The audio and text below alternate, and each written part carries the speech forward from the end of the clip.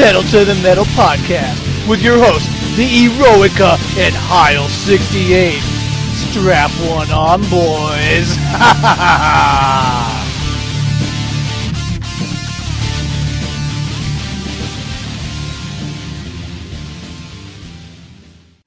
So welcome there, System War warriors, to the Pedal to the Metal podcast, our first one ever.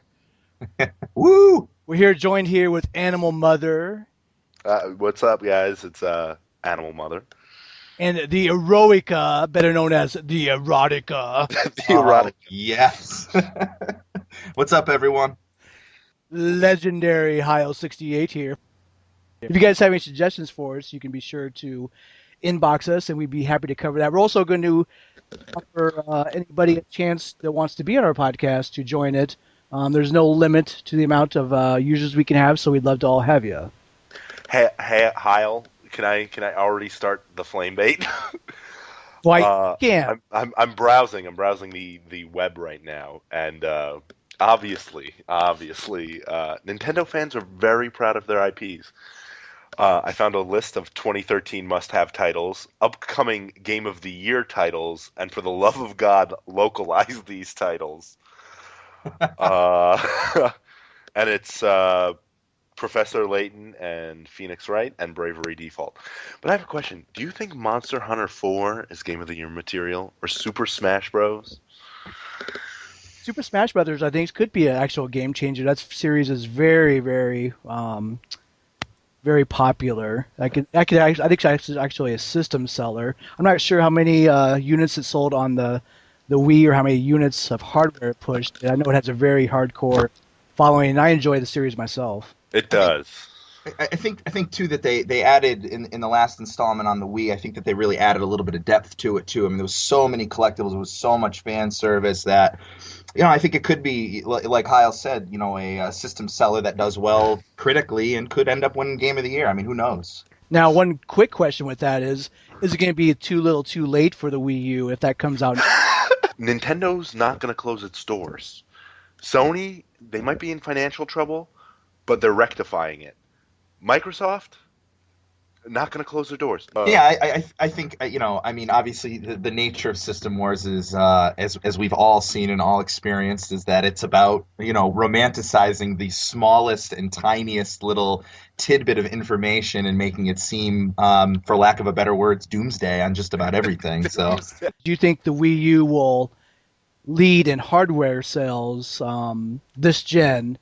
Obviously, it started off really slow. It has been really slow. Do you think powerhouse games like the new Super Smash Brothers in 2014 will propel that to the front of the pack? You know what it is? You talk about moving consoles. The problem is the people who bought the Wii they don't understand that. They think it's an add-on or some kind of new feature that it has. They don't understand that it's a whole new console.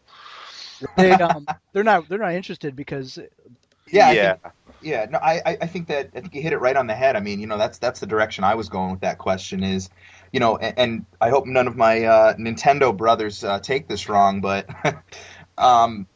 the Wii sold almost 100 million consoles, large in part based on that buzz off of things like Wii Sports. I mean, who didn't want to play Wii Sports when you first saw it? I mean, everybody wanted to grab the controller and give it a try. And I mean, you had so many different demographics just floodgate and buy that system and go after it. And, kind of what we touched on is that is the Wii U, it's not necessarily, I don't even think it's going to come down totally to the games as much as it should in gaming, but I think it's going to come down to the fact that the Wii U is not this grabby, surprise experience that I think the Wii gave a lot of people outside of the gaming community. So, I like it. The concept of it is neat, but like the 3DS, it's lacking in the games department right now. Yeah. Yep. My bottom line is the Wii brought large groups of people together to have fun with the Wii Sports, which got those casuals that would normally never have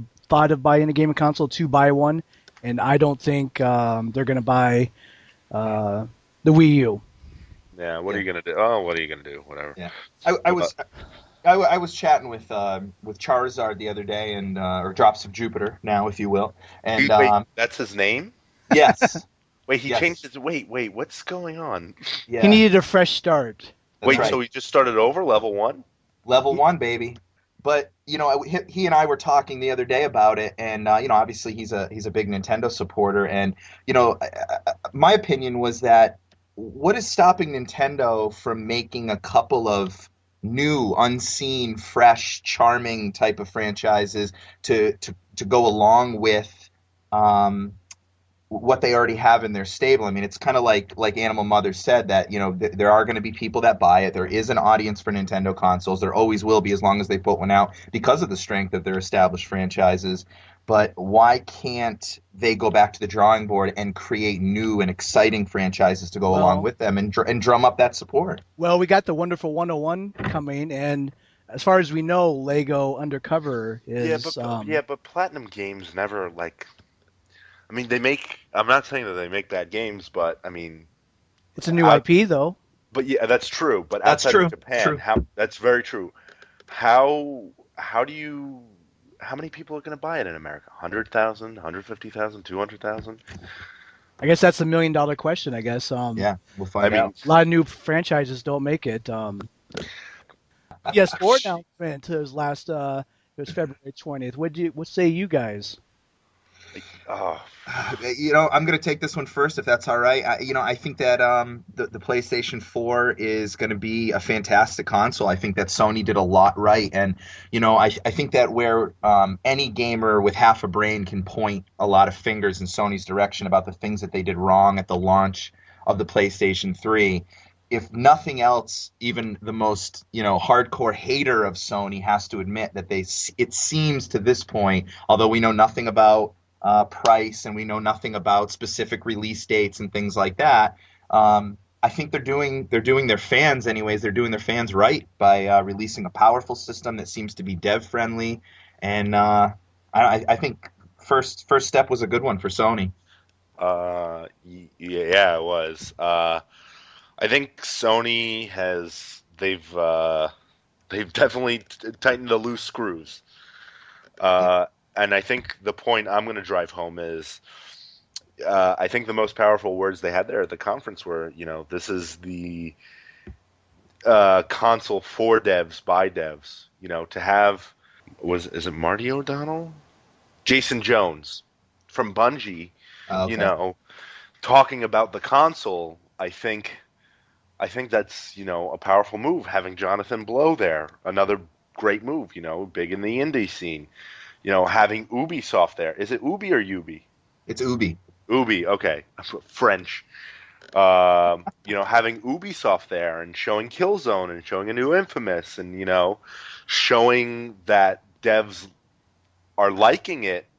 I mean, we don't know what goes on behind the scenes. You don't know how. I mean, of course they're getting paid to, uh, what is it? Promote the console. But if Sony was really on the drawing when they started the production of the console, so what are we going to do for the PS4? If they got those people on board to help with the development of it and to tell Sony what they needed to do, I think they did I mean, it's a great job. How do Yeah. you how do you screw up when it's made by developers? Yeah. When it's Do you, easy to develop for. and do you think that comment by them was more of a figure of speech, meaning that we kind of pulled, or do you think that the developers actually had a much more of a hands-on role in development, or will we just never know? I think I personally think we'll never know, but I like to think that. I mean, the developers, Jonathan Blow wasn't in the laboratory with Sony. Like Right. got to get 8 gigs of GDDR5 in there. Oh, there it is, the Yeah, mighty I RAM. know. I had to bring it up. No, but I don't think he was in the. I don't think they were in like the labs with Sony, but I think they gave Sony the suggestions Yeah. that they need, like have a more unified structure, have something that's more akin to a PC, so we can develop on a PC, print it, and get it out there in 1, 2, 3. Who was the Yeah. guy that presented Second Son, the infamous game? That guy was intense. I didn't watch the conference. I was in class. That guy was just right up my alley. He had like a Michael Chiklis shield thing going on. He did. Oh, did he Yeah. really? Yeah, oh, but much more intense. Like I didn't actually know what was going on for the first maybe 2 minutes of that speech, but I guess he introduced a big game, but that's cool. I want to know. My question is Heil, man. I want to know what Heil thinks because he is the Well, Sony.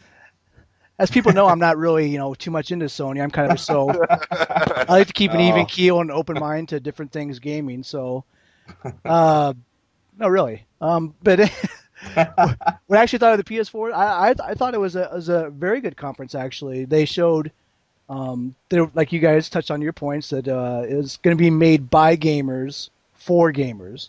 And what I mean by that is they actually, and I believe what they said. They said they went out and they pulled numerous developers. They asked them what can we do to make it easier to develop for, because the Cell, even though it's a super computer chip, as everybody knows, was hard to develop for, and yeah. thus you got plenty of PC/360 LLL exclusives.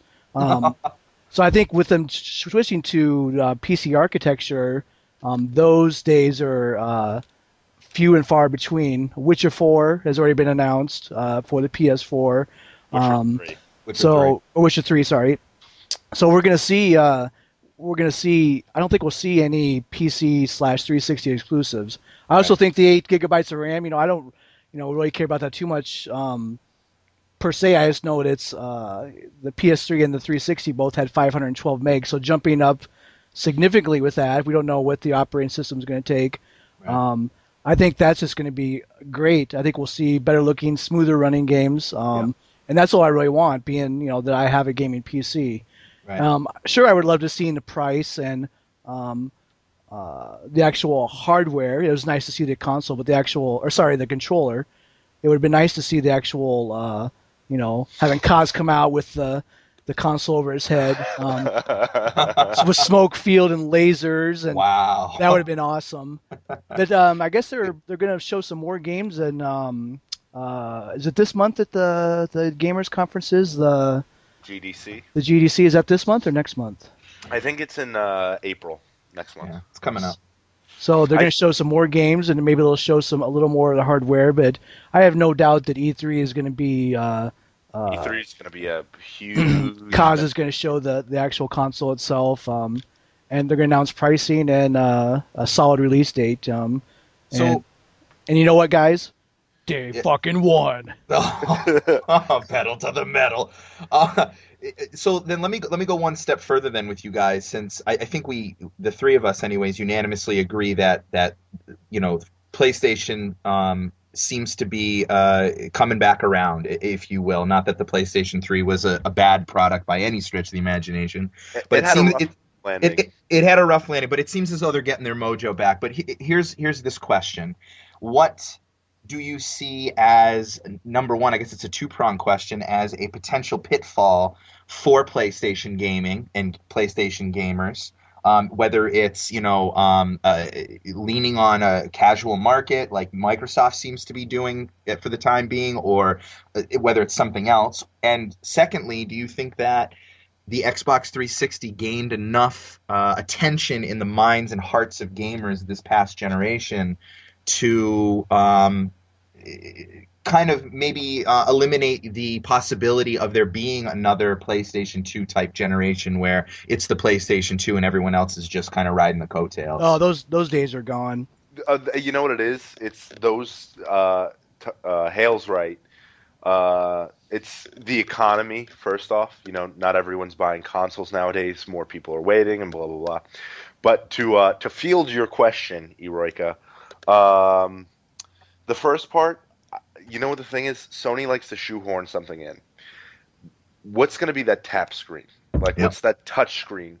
Otherwise, I think Sony, you know how people shoot themselves in the foot once and they go, uh-oh, I Mhm. have to rectify that. Like Sony shot themselves in the foot like 4 times, and they were like, they're like, fuck, we got to Yeah. get back, we got to get it back together. But I think they brought it back together, and I think showing games like Watch Dogs, um, Destiny for PS4 at launch with Destiny, Infamous Second Son, Killzone. Even though most people are indifferent about Killzone, I think Sony is. I think Sony is just. I think they're correcting their wrongs in the most modest way.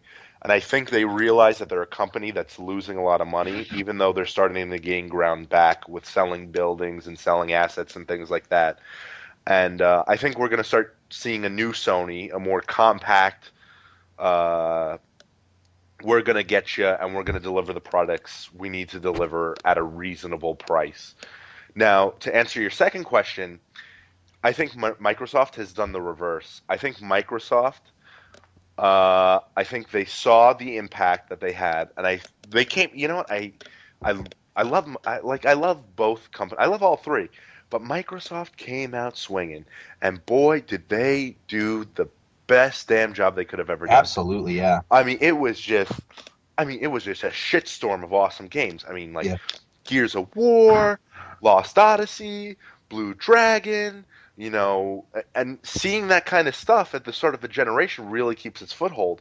And I don't think the Xbox is the hardware anymore. I think it's the software. I think it's Xbox Live, things like that. I mean, we're just in games, and we just, you guys are playing Dirt 2, and I'm playing Metal Gear Solid Rising, amazing game by the way. And we're just in a party talking, and you have all these features. But where Microsoft kind of screwed up is with the Kinect. Everyone was like, "Oh, Kinect, Kinect, Kinect, Kinect, Kinect," and now it's Sony does it a little bit now too, but it's late generation, so you expect to see this. But Microsoft, where are the new IPs? Yeah. You know, where's the stuff from your studios? I mean, they gutted Rare, and destroyed them basically. And listen. I'm not saying it's wrong to solely focus on something that makes you a lot of money. Gears of War, Forza, and Halo, they make a lot of money. Right. It's Gears of War, you're gonna buy it. It's Forza, you're gonna buy it. It's Halo, you're gonna buy it. Yep.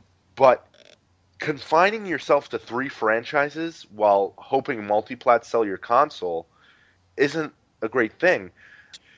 It's going to be Xbox Live is going to be the platform, and you're going to be paying for a cable box that plays games. We'll see. I can see that. I mean, I, when I sit back and I think about it, and obviously, what we read on the forums is usually it's usually turned up to 11, but I Yeah, think it is. I think realistically thinking about it, what it always comes back to for me is you know, the Xbox brand in its first incarnation with the Xbox One didn't make Microsoft any money. They operated in the red. I believe until years into the Xbox 360 when they finally started to turn a profit over in the gaming division.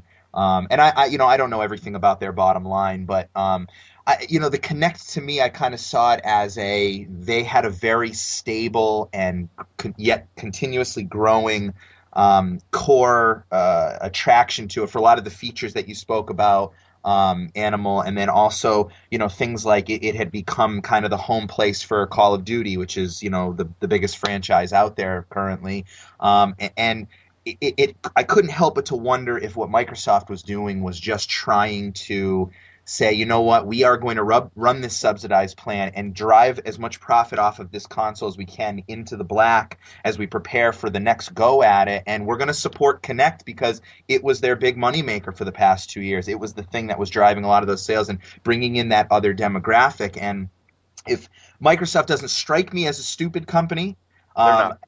and I don't believe that they would go into the next generation against Sony, knowing how many IPs Sony have. And you know what? Truth be told, I think Sony's got some fantastic franchises. I think they have some very mediocre ones that maybe get a little overhyped. Hmm. But truthfully, I can't believe that Microsoft will go into the next generation and another announcement, knowing full well that the core gaming community thinks that they're cashing it in right now and not have anything to show for it when they unveil that console. they'll have something to show. Absolutely, you Do don't you, want to. It's the death. It's the death. Like you said, Microsoft's going to come out swinging again, but I think they're going to lose steam again.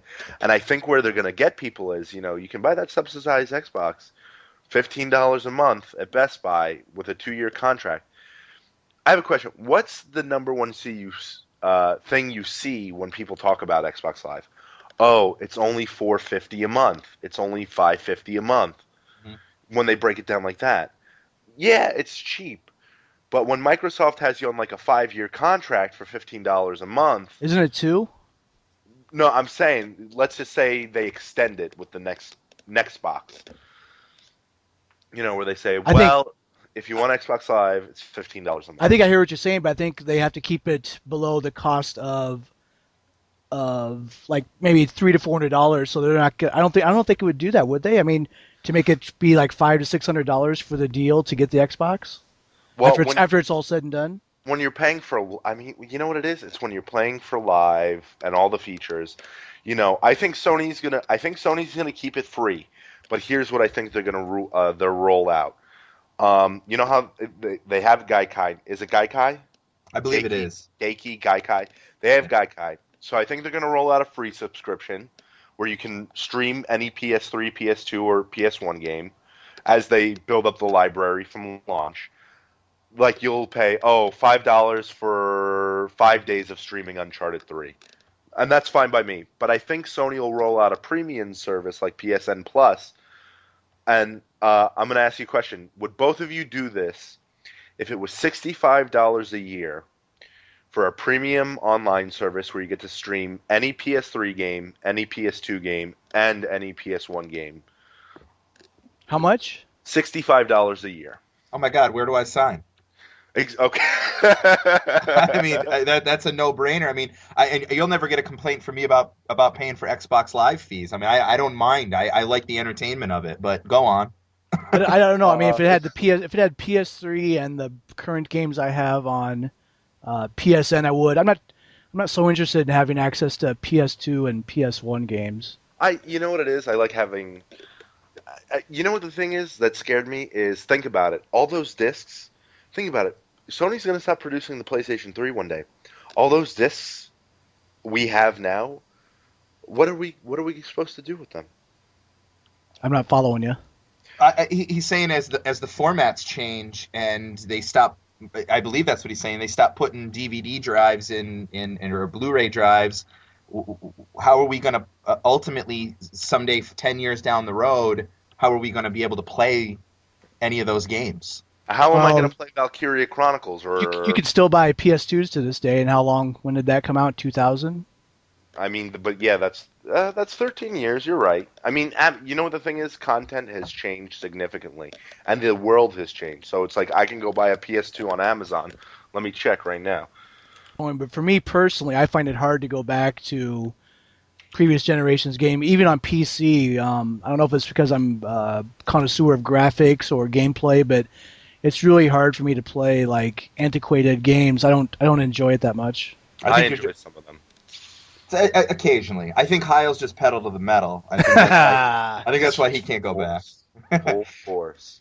No, I think that and maybe getting back to what's going to happen next gen. And I don't know, I'm not the most techie person on earth, but for me, I think that if Microsoft comes out swinging and creates some type of a way for our accounts through Xbox Live to somehow bring over our game collections, I would be cool with that. I don't know if that's a possibility. I know that Sony said that it wasn't, that games that you purchased on your PlayStation 3 will not play on your PlayStation 4 through digital downloads. Is that correct? Yep, because they changed the architecture. Right. Mhm. So as I think about that, and I think we're kind of all talking maybe about the same thing, is don't you as a gamer, when you buy a game from now on, haven't we reached that day and age where when I buy a game, I want it to be forever? Like I have a closet upstairs that's got like 300, 400 boxed video games in it, and my Xbox One shit the bed.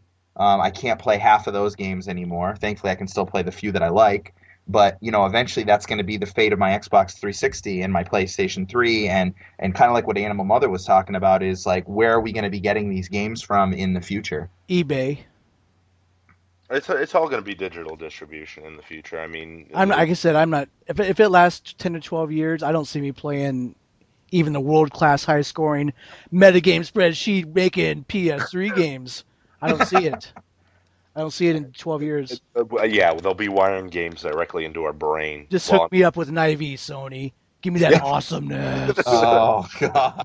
So that's it for our first podcast here. We'll join you here next week with maybe some new guests. But thanks for listening. If you have any comments, drop us a line, either one of the Eroica's inbox or High for 68's. for the love of God, don't mention. All right. Thanks for listening. Bye, guys. Thank you. Bye bye.